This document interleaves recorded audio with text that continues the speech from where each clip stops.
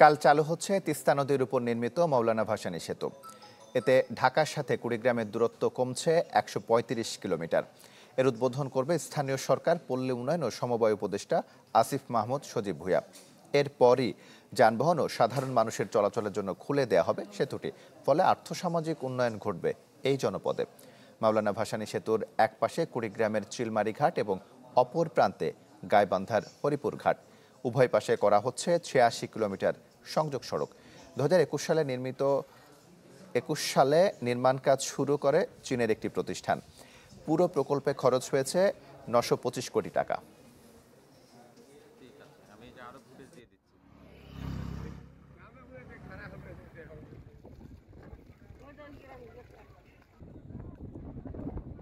সুন্দরগঞ্জের যে মানুষগুলো আছেন, গাইবান্ধার যে মানুষগুলো আছেন, তারা এই পারের মালগুলো ওপারে নিয়ে বিক্রি করতে পারেন, ওপারের মালগুলো বিক্রি করতে পারবেন। এই তিস্তা ব্রিজ চালু হলে আমাদের সুবিধা হবে। চিলমারি থেকে গাইবান্ধা রাস্তাটা ক্লিয়ার হবে, আমাদের চলাফেরা খুব সুবিধা হবে। দীর্ঘ রাস্তা ঘোরার যে সমস্যাটা দূর হবে, অল্প সময়ের মধ্যে তারা ঢাকায় যেতে পারবে, টাকারও সাশ্রয় হবে। এ বিষয়ে আরো খবর জানতে কুড়িগ্রাম থেকে আমাদের সঙ্গে সরাসরি যুক্ত হচ্ছেন গোলাম মোল্লা সিরাজ।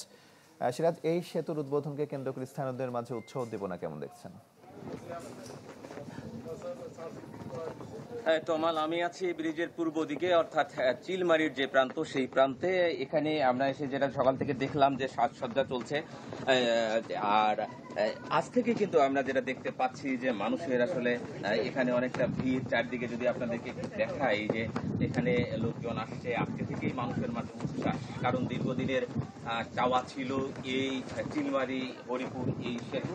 সেই সেতুর কাছে আগামীকাল বেলা 12টার দিকে উদ্বোধন করা হবে। আর এটি উদ্বোধন করা হলে এটি বাস্তবায়নকারী যে এলজিইডি রয়েছে, তারা যেটা বলছে যে এটি যদি ছেড়ে দেয়া হয় তাহলে কিন্তু এখান থেকে যে ঢাকা কুড়িগ্রাম থেকে বা চিলমারি থেকে যারা ঢাকা যাচ্ছে সেই সব যাত্রীদের কিন্তু হচ্ছে যে ১৩০ কিলোমিটার সড়ক কমবে এবং একই সাথে তাদের ২ থেকে আড়াই ঘন্টা কিন্তু তাদের সময়ও সাশ্রয় হবে, এমনটাই কিন্তু তারা বলছে। আর স্থানীয় এলজিইডি অর্থাৎ গাইবান্ধা এলজিইডি আমাদেরকে যেটা জানিয়েছে যে এই সেতু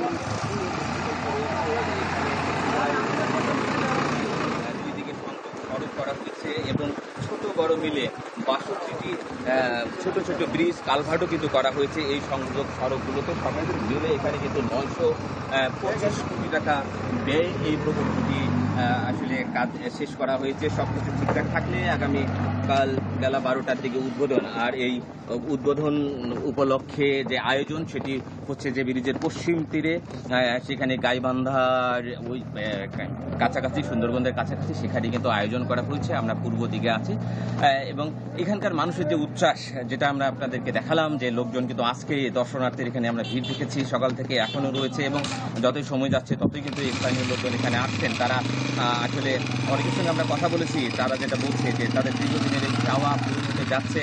এবং সবচেয়ে বড় যে বিষয়, এই চিলমারি বা উলিপুর থেকে ঘুরে কুড়িগ্রাম হয়ে ঢাকা যাওয়ার যে একটা ভোগান্তি, তাদের সময় খরচ, অর্থ খরচ, সবকিছু মিলে তারা বাঁচতে পারবে আজকে আগামীকালের এই সেতু উদ্বোধনের মধ্য দিয়ে। এবং উদ্বোধনের পরপরেই এই সেতু যানবাহন এবং মানুষের চলাচলের জন্য খুলে দেওয়ার কথাও রয়েছে। তমাল। সিরাজ, আপনাকে ধন্যবাদ। কুড়িগ্রাম থেকে আমাদের সঙ্গে যুক্ত হয়েছিলেন গোলাম মোল্লা সিরাজ। রপ্তানির সুযোগ ও বাজার হারানোর শঙ্কায় এখনই এলডিসি থেকে